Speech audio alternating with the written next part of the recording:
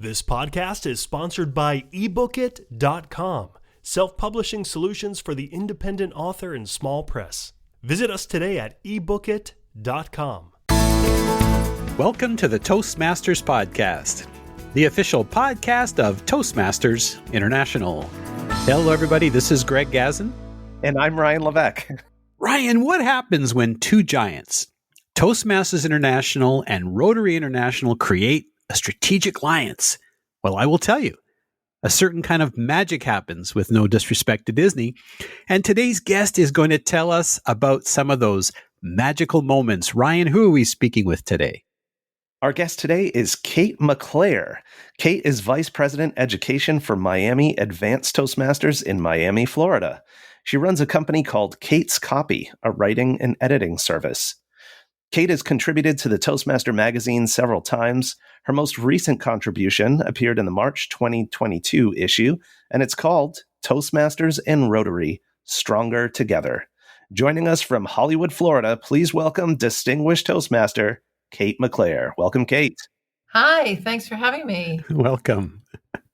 So you're from Hollywood, but not the Hollywood a lot of people are thinking about. No, I'm from the fun Hollywood. The fun one, huh? Kate, to start us off, why Toastmasters and Rotary? What, in essence, is the goal of this strategic alliance that's been created? I think the goal seems to be to create some synergies between the two organizations. They're very much focused on leadership and service, maybe Rotary a little bit more, but they both are essentially leadership groups that either serve the public or in Toastmasters' case, they inspire people to develop their leadership skills, which they can take to the outside world. So it sounds like they have a lot of synergies between them, but there's also an opportunity to fill each other's voids. In the article, it talks about enabling Toastmaster members to make new connections, contribute more to communities, and potentially elevate clubs, while allowing Rotary members to develop new communication and leadership skills. Yeah, one of the things that kept coming through in a lot of the interviews was that they felt they were helping themselves while they were helping others. The Toastmasters that I spoke to, they got involved with Rotary clubs to teach them communication and public speaking skills, considered it a great opportunity to polish their own skills. Speaking to a group of people and teaching them a skill, you can't help but improve your own skills and your own leadership abilities. They felt that the Rotary members were also teaching them about leadership. It was definitely a win-win for both organizations. Yeah, it makes sense. If you look at the mottos of the two organizations, Rotary, it's service above self, and of course, Toastmasters' tagline, where leaders are made. To be able to provide great service takes a certain amount of leadership. Yes. So, Kate, maybe perhaps for those people who may not be familiar with Rotary, very briefly, what does Rotary do? Rotary is an international public service-oriented organization that works with local communities to improve various aspects of their lives, health, environment. Water is a big issue with them. For instance, I spoke to a gentleman in the UK who is a member of Rotary, and he got interested in the alliance with Toastmasters because he is very interested, very active in campaigns against human trafficking.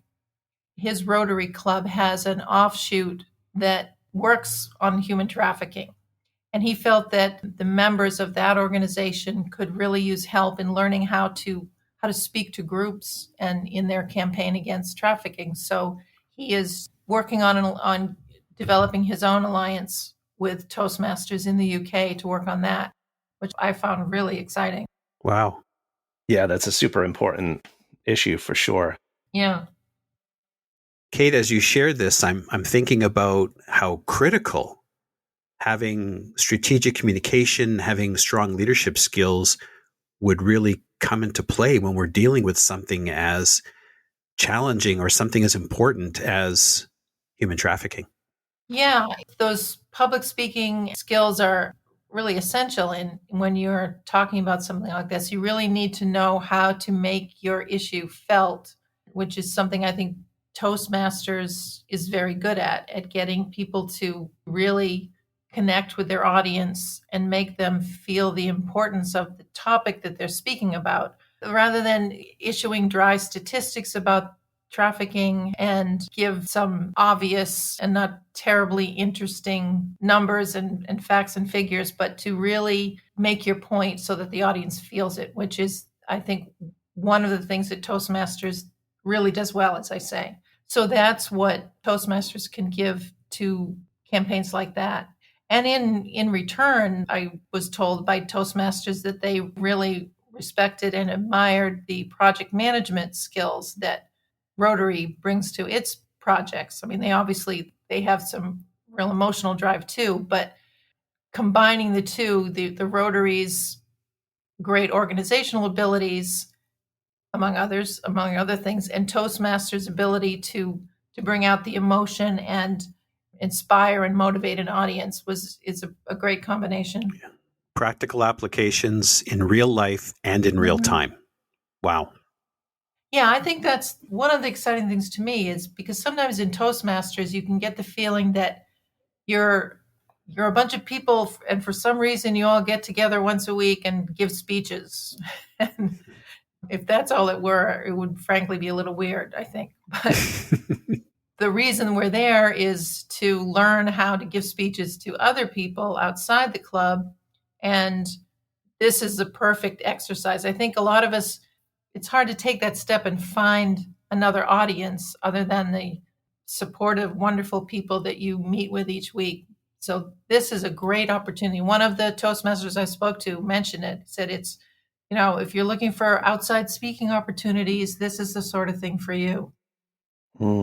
Yeah, and leadership opportunities too. I mean, to take those skills you learn in Toastmasters, and now Rotary gives you endless potential projects where you can actually go and serve. So I love the example you just gave of the fight against human trafficking, and I'm really excited to hear more about the alliances that are happening at the local level. Can you give us some more examples of how this is playing out in the real world between local Toastmasters clubs and Rotary International clubs? Two particular examples come to mind. One in Mauritius, in Port Louis Toastmasters and Port Louis Rotary. As it happens, both led by the same man. The person I spoke to, he's in a leadership role in both organizations. They started a relationship or sort of a sponsorship of a halfway house for teenagers. Both organizations got together and did some fundraising together for the halfway house. There was a club in Lima, Peru that started a youth program with Rotary and Toastmasters together. It was not exactly a gavel club or a youth leadership program, but it was similar to that. They basically started a Toastmasters club for teenagers where they could teach speaking and leadership skills to the young people. And it included a speaking contest. That's incredible. Yeah. So, and there's been varying levels of interest in Europe and Asia. There seems to be a lot of interest. I know in Australia, it's become very successful. In Kenya, they're working very hard together. A district of Rotary in Nepal has an alliance where they've been holding joint webinars and talk about interest. There was one webinar that attracted about 3,000 people. So you know that the hunger is there for this sort of thing. 3,000 people. Kate, with all these interviews that you did with various leaders in both organizations around the globe, were there some common themes that emerged in terms of the feedback that you're getting from members who are involved with the alliance? I think the most common theme was the one in which they help each other and they learn as much by teaching other people as they do themselves. And there was a real excitement to learn more. In Port Louis, one of the people I interviewed said that he's been in Toastmasters and Rotary for more than 30 years, but he still gets excited about learning new things, and there's always a new level to take something. And again, how both organizations can benefit each other. Kate, in the article you write about Laura Lobo, and she joined Rotary because of the alliance. I'm curious, what was it that made her do that? I think her ultimate decision was that she wanted to do more service, and Rotary has a slightly more of a service element than Toastmasters does. She got involved because she was doing a level 5 project. She was working on the pathway innovative planning, and she needed a service project to complete level 5 of that pathway. So she investigated Rotary. She just found it was a great organization. She ended up joining it. Laura is one of those Toastmasters for whom I think 1 or 2 clubs is not good enough. She's a member of 2 Toastmasters clubs, and then she's now a member of this. She's from Minnesota, by the way, Minnesota and North Dakota. So she's also a member of a Rotary club in Minnesota. She was just very intrigued by the idea of working with both organizations. She liked the goodwill that she felt the 2 organizations create for each other.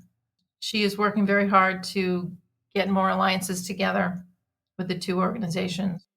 Now that she belongs to both Toastmasters and Rotary, she's probably doing promotions on both sides. Yeah, I know. And I'm sure that she gets frequently asked to do more. I wish I had asked her where she gets the energy. You know? That's the thing about Toastmasters, and it's probably true of Rotary. Once you get involved, it's such a great organization. The people are so supportive of each other and so invested in other people's success that you just kind of keep going and going.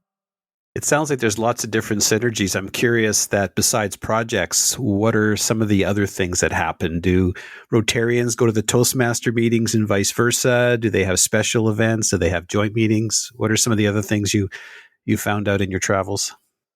It's pretty informal. I didn't find any joint meetings, but there's a lot of back and forth, people visiting each other's meetings. A lot of it is like Laura, they end up joining both organizations, or they have already been in the 2 organizations separately and they just bring them together. This is still a pretty young alliance, and I think a lot of people are still trying to figure it out and what works for them. Like a lot of things in Toastmasters, it's very local. There's not a lot of rules in Toastmasters as far as how a meeting has to operate. I think this is a case like that where they kind of set up things for kind of say, here's an idea for how you can get more members or how you can engage with your community in a little different way and carve out some outside speaking opportunities for yourself. I think there is many ways to run this alliance as there are organizations doing it. Yeah, just getting started. Yeah. Yeah. Kate, I'd love to hear your advice for any Toastmasters who are listening, or perhaps Rotarians who are listening, who are interested in dipping their toe into this alliance and exploring the partnering organization. And keep in mind, not everyone wants to be a Laura Lobo and dive into the deep end. Oh, yeah. What would you recommend as a first step for an individual member who wanted to cross over and get a taste of the other organization? Definitely visit a club, a Rotary club. I did that, oddly enough, before I knew about the Alliance. I was just curious about Rotary. You know, you see those roadside signs with the Rotary emblem on them, where one of the things they do is help to keep the roads clean. I finally decided happened to be a Rotary club in my neighborhood. Their meeting place was in my neighborhood. Of course, by the time I thought of visiting, the pandemic had arrived and everything was on Zoom. So I went to this meeting on Zoom with Rotary. It reminded me a lot of Toastmasters. People, they were focused on a particular service project, so it was all about that. I would recommend visiting a Rotary club. There's probably one very near where your club meets, and seeing if there's something you can share, some kind of synergy that you can help bring together. Kate, I'd like to ask you a question that some of our listeners might be wondering about right now as they hear you talk about visiting a Rotary club. When you attended that meeting, did it end with a high pressure pitch for you to join Rotary International? No, I don't think it did. Yeah, so I guess you're wondering if that's something to be aware of. No, it was very friendly, and they invited me to come back. And they also did not ask me to be an officer. So that was That's awesome. We don't call it a high pressure pitch. We just call it an invitation to join. Yeah. Yes. Well, at a club that I used to be a member of, the man who was, I think at the time he was either VPE or president, he ended every meeting telling the guests that it was an incredible deal and worked out to, $5 a month or something. And compared to Dale Carnegie and Tony Robbins and all these other groups, you just can't beat the deal you get with Toastmasters.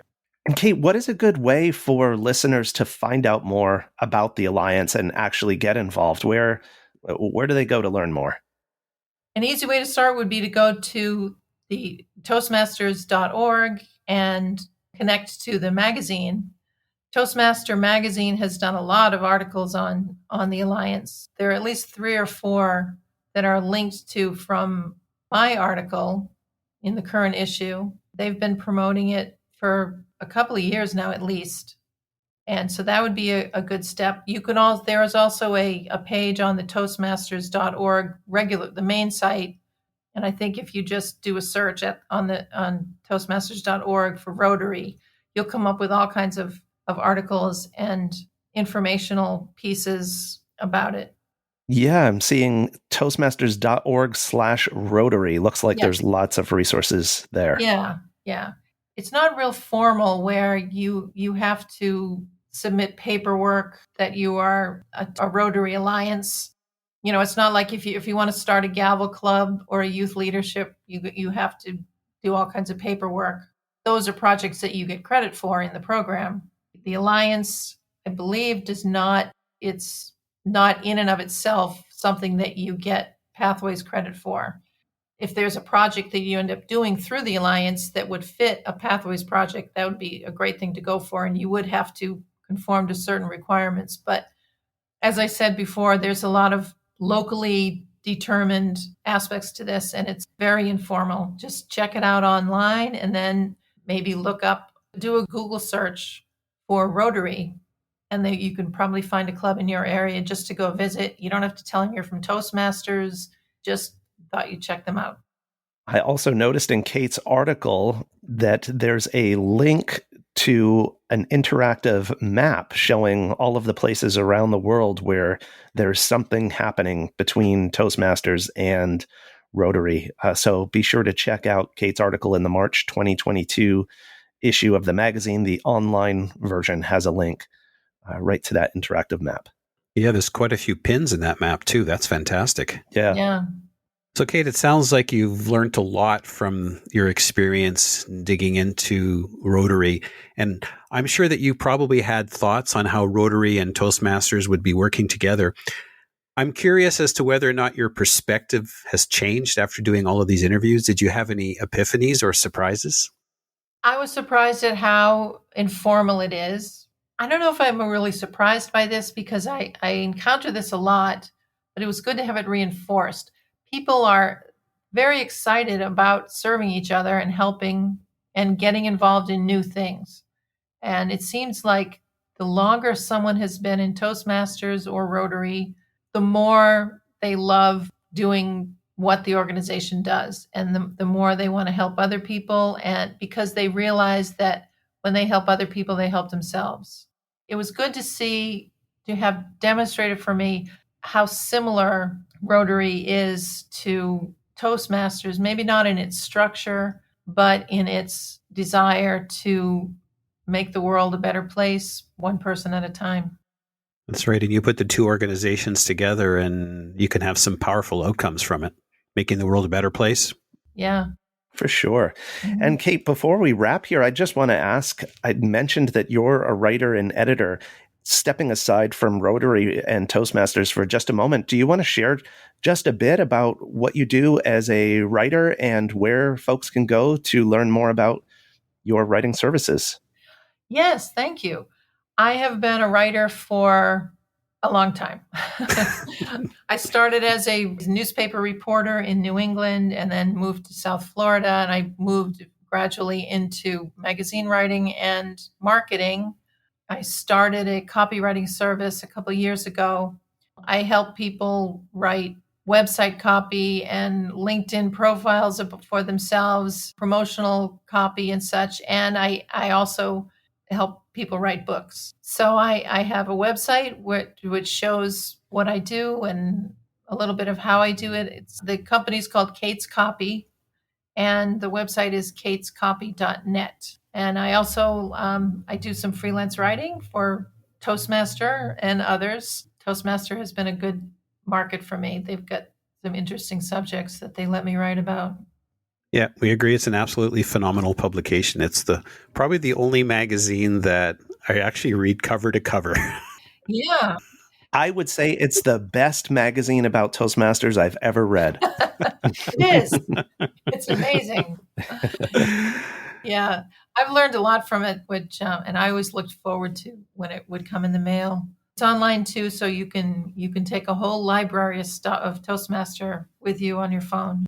And everyone, just a reminder that if you enjoyed this episode as much as we did and you got some golden nuggets out of it, please take the time and share it with your friends. You can find the Toastmasters podcast at toastmasterspodcast.com, toastmasters.org, Google Podcast, Apple Podcast, and everywhere you get your podcasts. Ryan? Kate McClare, thanks so much for joining us and sharing your insight from your research into the Toastmasters and Rotary Alliance. It's been a pleasure. Yeah, I had fun. Thank you so much for asking me. I look forward to hearing it. You guys are good. You guys have the best Toastmaster podcast anywhere. We appreciate it.